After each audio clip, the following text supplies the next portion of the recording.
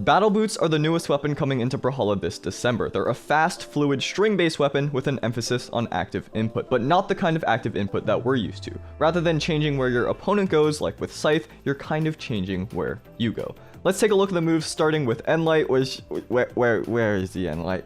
I don't know. I isolated this for you so you can easily see. It's kind of like a Vegito triple kick from DBFZ, where you're locking your opponent into place and then finishing them off with that final little blow there. It appears to be kind of like Gauntlet Enlight. You can see Hattori's in the sky, and it's still connected there, so quite a good hitbox. And this leads into what I believe is the sidelight. Now, I have no official confirmation on this. I'm just basing this off of what I can see, but it appears to be a setup tool, kind of like a bow sidelight, where you're doing this triple kick, setting up. I don't know if this has active input, but you can see right here the Enlight into the sidelight appears to be a bit of a string. Next up, we got what looks like downlight, where you can see a downward swipe on the ground where you move forward and then follow up with a light aerial tap kick in the air. Now, this 100% does have active input confirmed. You can see right here the active input version is very different, where you're kicking alongside the ground. Maybe that's better to follow up with a grounded option like Enlight or sidelight, and maybe the other one is better for something like side air. I'm not entirely sure, but here's them back to back. You can clearly see the difference, and here is an example of a follow-up difference where leaping into the air with the light sidelight allows you to get a side air.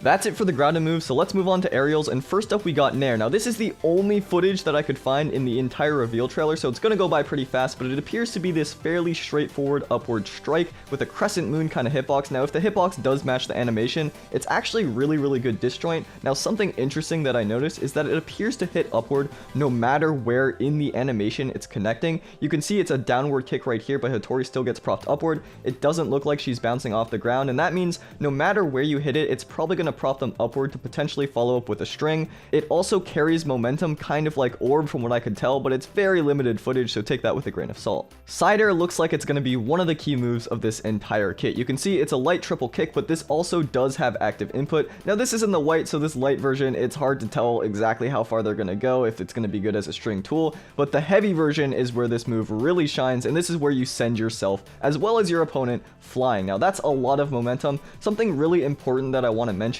is that in none of these clips do we see these moves missing, so I don't know if you could do that active input off of a whiff. You can see right here just carrying momentum with that side air into the kill box. It's very good. Again, here's the light version and here is the heavy version, but keep that in mind. I don't know if you can recover with this like Gauntlet Sayer where you send yourself flying. It might not work that way. All depends on how active input works with whiff. You got a bit of a preview there. This is the down air. Now, this also does have active input, so this is one version where you're kicking downward and carrying yourself along with your opponent into the ground, a little bit like unarmed or Qatar down air, and this is the other version where it's more like spear down air. You're reflecting off of the opponent, turning yourself into a missile and bouncing upward in a diagonal direction, so I guess it's not entirely like spear air, and this is them back to back. So you have the bouncing version, then you have the carrying version.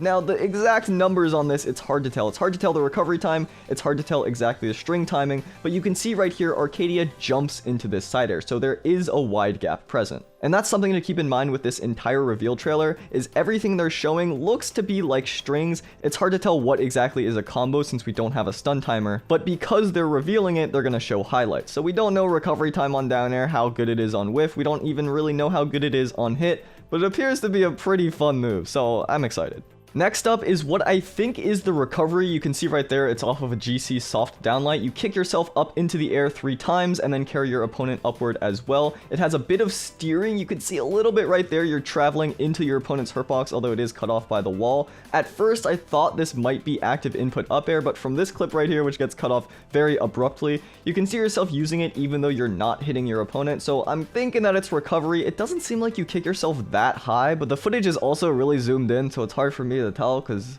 stigmatism. Finally, we've got the ground pound. Now, this appears to be a little bit like axe ground pound, gauntlet ground pound, guns ground pound. They all have this property known as an activation hitbox. You can see Arcadia, if you look really closely there, she's actually getting hit before the full kick starts. And what this means is as you're traveling downward, there's going to be a tiny little miniature hitbox that appears below you before the move actually starts. And if that connects, then it's going to fully finish the move. Now, that doesn't mean that you can't also manually release it. It's kind of hard to tell, and I'm not entirely sure on this because of the way this footage is edited and getting slowed down and everything, but it looks like this is a full manual release because it's not hitting directly below where that Arcadia was. You can manually release this one and get that full Crescent Mood downward hitbox if you want, and cover someone trying to recover early. Again, this is kind of like Gauntlet Ground Pound where you can do that early release, or you can hold it downward and get that automatic activation. Not entirely sure if you can steer it like Gauntlets, it doesn't appear like that, but I could be entirely wrong. Again, very limited footage, so hard to tell. Either way, that's it. I try to keep this as condensed as possible. If you enjoyed, then watch me play this weapon in December.